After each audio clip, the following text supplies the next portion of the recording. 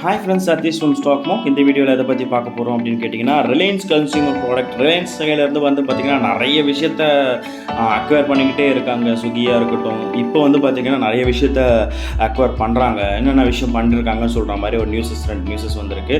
So அந்த newses கிடச்சதுலேருந்து அந்த ஷேரோட ப்ரைஸும் பெரிய லெவலில் ஷூட் ஆகிருக்கு அப்படின்ற மாதிரி சொல்லலாம்.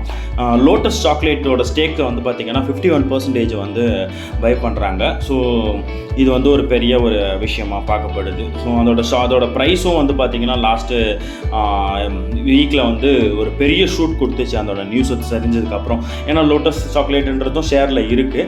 ஸோ அதை ரிலையன்ஸோட ஸ்டேக் எடுக்கிறாங்கன்னும் போது ஒரு பெரிய கம்பெனிக்கு கீழே போக போகுது அந்த லோட்டஸ் சாக்லேட்டுன்னும் போது. ஸோ அவங்களோட விஷயம்.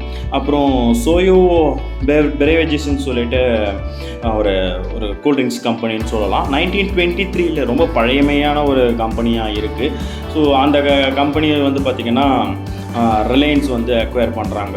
ஸோ இது ரெண்டுமே ரிலையன்ஸ் சைட்லேருந்து பண்ணிருக்காங்க. ஸோ இது நீதா அம்பானி அவங்களோட விஷயம் இப்போ தெரியும் உங்களுக்கு. அவங்களோட ரீட்டைல் கஸ்டமர் ப்ராடக்ட்ஸை பண்ணதுலேருந்து பார்த்திங்கன்னா இது மாதிரியான ரீட்டைல் ப்ராடக்ட்ஸ் நிறைய போயிட்டுருக்கு.